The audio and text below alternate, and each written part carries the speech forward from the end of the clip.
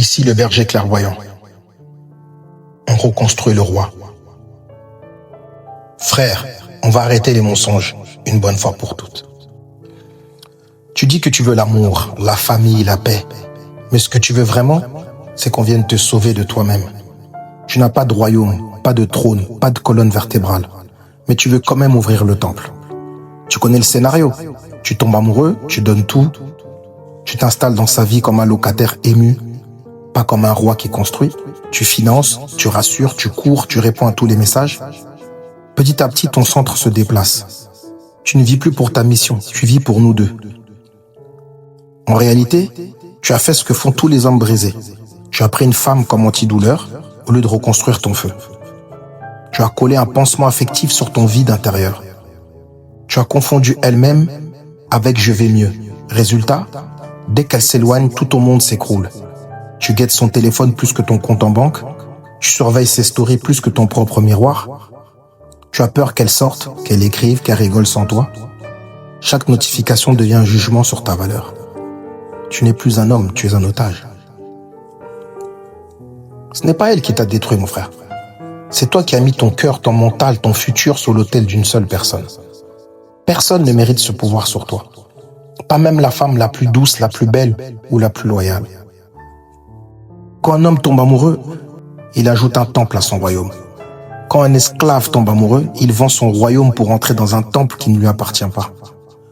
Toi, tu as vendu ton royaume avant même de le construire. Tu t'es présenté chez elle comme un sauveur, mais tu étais en train de te noyer.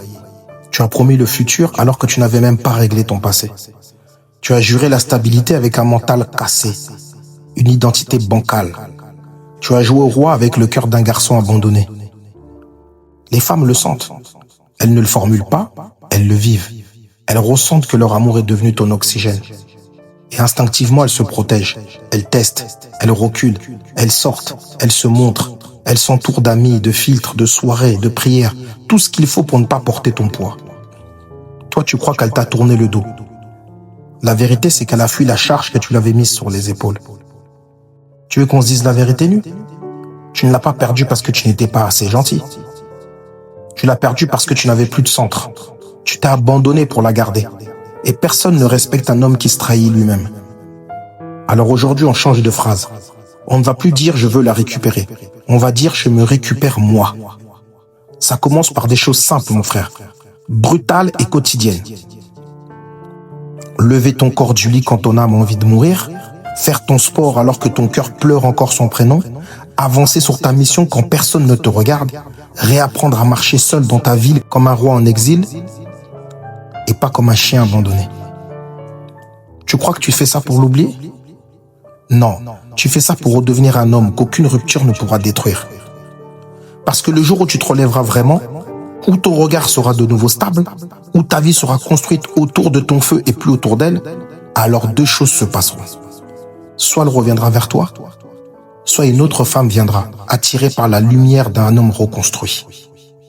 Dans les deux cas, tu auras gagné. On reconstruit le roi, après on ouvre le temple. Si tu veux arrêter de supplier l'amour, rejoins l'école du feu sur Patreon. Ici, c'est le berger clairvoyant. Debout frère, en avance.